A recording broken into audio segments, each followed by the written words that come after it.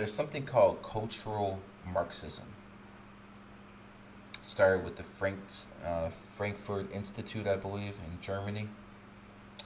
And what cultural Marxism is Marxism 2.0. Karl Marx theorized that after the Great War, all the working class would get together and overthrow all the bourgeois capitalists, and you have a communist utopia. After World War II, that didn't happen. So now the Marxists got to get back to work. What happened? What was wrong? And what they decided was it's Christianity that's the problem. They decided that Christianity promotes one man, one woman, one child, and that is what keeps Western society together, the nuclear family.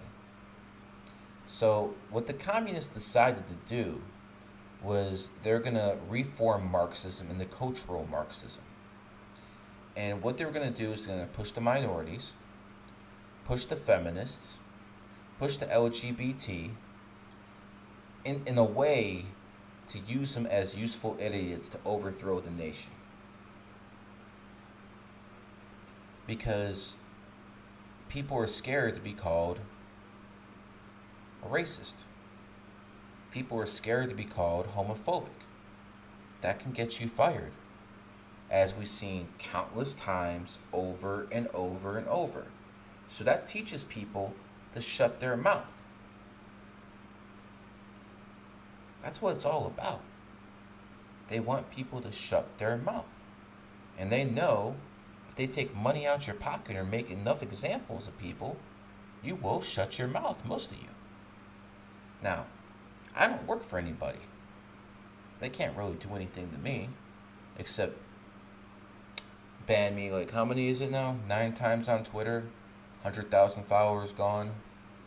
Just this podcast. They try to, they ban the live podcast. Never had that happen to me before, but only took the 5th episode before YouTube got to me. So if you don't go with their narrative, they'll shut you down too. And here's the point.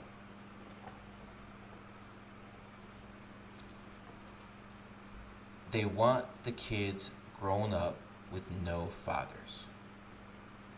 Because kids with no fathers start becoming troublemakers. I believe 80% of the men in federal prison were raised by single mothers. They wanted to get the father out the picture. So here's basically how it works. First, they push women's rights. When they push women's rights, then they start telling them, after 1920, that's when women's rights happened. In 1950s, 1960s, they started telling the housewives they were oppressed. Well, the housewives now go to work. What happens as a result? The kids are given to the state a lot sooner. So before, where a mom would raise a kid, a housewife would raise a kid until they're 6, 7 years old and ready to go to 1st grade, now they're going to preschool. Now they're going to daycare when they're 1, 2, 3, 4 years old. Why? Because the mom works. Who's raising that kid? The state. The state gets its tentacles in that kid, and they can start brainwashing that kid a lot sooner.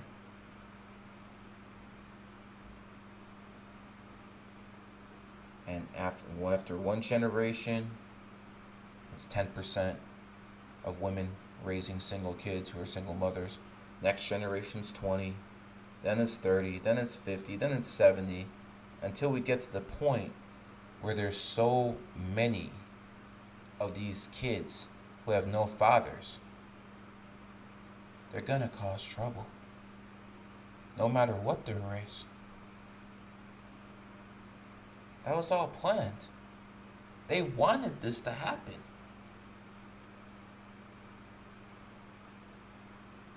They want to break up the nuclear family.